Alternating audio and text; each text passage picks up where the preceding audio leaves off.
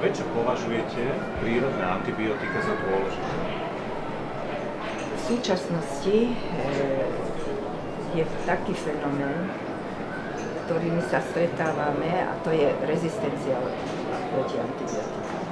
Čiže odolnosť, to slovo rezistencia znamená odolnosť. Darmo užívame antibiotika, zistíme, že nám nepomôžu. Sice je celá paleta antibiotík vyvinutá, ale mnohé už nepomáhajú. Lebo na všetky sú vlastne tie naše patogény, ktoré nás napadli, sú vlastne odolné. A tak sa človek môže obrátiť na prírodu, ktorá nás obdarila množstvom prírodných antibiotík, výhodnejších, čo sa týka ich vlastností, pretože jednak sú cielenejšie, zasahujú, neškodia, nemajú vedľajšie účinky, samozrejme opäť len pri určitých dávkach. No a medzi tieto prírodné antibiotika patria napríklad veľmi jednoduché, keď ideme do kuchyne, do komory, tak tam nájdeme cesnak, cibylu, kvasenú kapustu, červenú repu, niekto ju pozná pod názvom cvikla, a paprika napríklad, hej. Takže stačí len zaradiť do svojej stravy tieto potraviny, mnohé v surovom stave, aby sa nepoškodili, a môžeme bojovať proti patogénom aj takýmto spôsobom. Dajú sa tieto prírodné antibiotika rozdeliť do nejakých skupín? Tak závisí od toho, akého zloženia sú. Niektoré sú bielkovinového charakteru, niektoré sú terpénové, rôzne skupiny látok, ktoré zasahujú a majú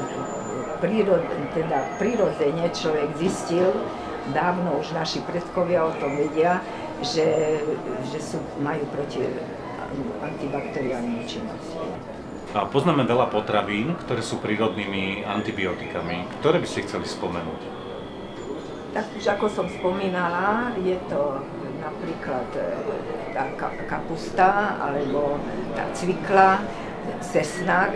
Odporúčam, každý deň by sme mali minimálne 2 strčiky cesnaku zjesť.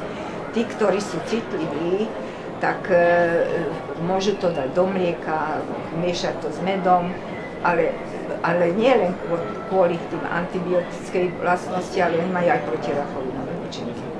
A keby sme si prešli jednotlivé tie potraviny, tak ako by sa vlastne mali konkrétne užívať? Keby sme si napríklad zobrali kyslú kapustu. No, kvasená kapusta, to je sezóna teraz, áno. Takže jednak ako surovú, tak ako je, tá šťava je tiež veľmi liečivá. A nie len to, že má čistiace efekt, má nielen že antibakteriálne účinky, ale aj detoxikačné účinky. Čiže je to vynikajúce všeobecne ako zdravá potrava. A čo taký cesnak? No, cesnak, ten tiež má nielen antibakteriálne účinky, tam je ten alicín, a to známa látka, alebo sulfidy, ktoré sú v nej, štiplavá, tá typická cesnaková chuť, to je to zlúčeniny.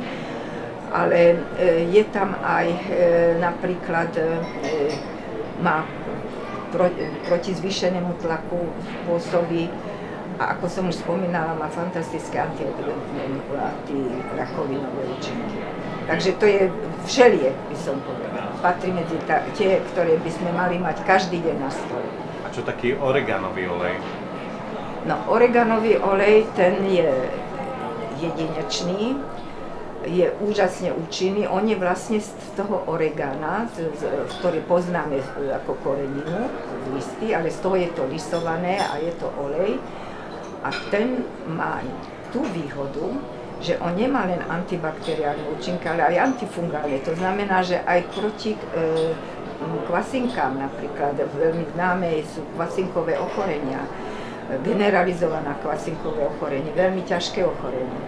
Takže čo je práve nevýhoda tých syntetických antibiotík, ktoré potlačia len baktérie a pritom potom vedľa toho rastú v nás, sa rozmnožia a premnožia sa vlastne tie huby.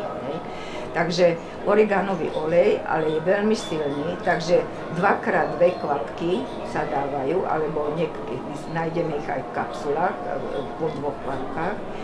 2 kvapky a úžasne ničí mikroflóru.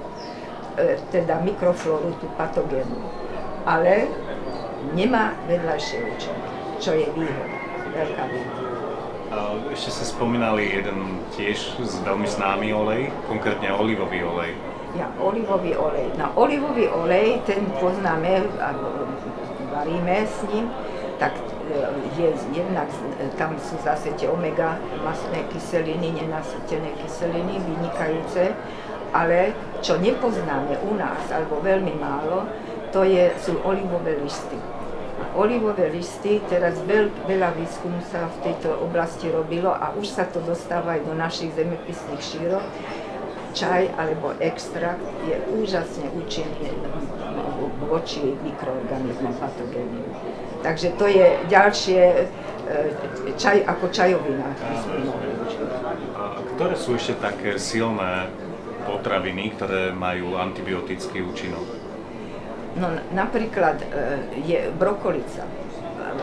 Všetko to, čo obsahuje izotiokianaty.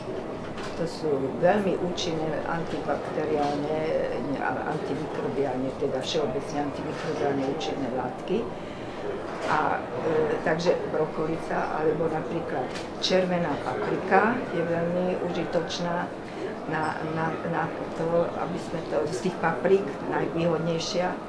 Potom je veľmi užitočná napríklad cibula, no to sú vlastne tie cibuloviny.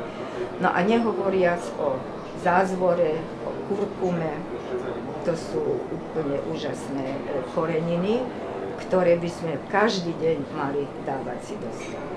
A ako je na tom med? Med je fenomenálny, nielen teda my hovoríme teraz hľadne z antimikrobiálneho hľadiska, ale on obsahuje úžasné živiny, ktoré nám včeličky do toho produktu vkladajú svoj úžasný talent, čo majú. Ale med má tiež antibiotikum, ktoré dokonca Staphylococcus aureus, ktorý sa veľmi ťažko likviduje, tak práve medom sa dá. Dokonca sa dá, povedzme, na rany, tá tenká vrstva nanesie a tým sa dá liečiť.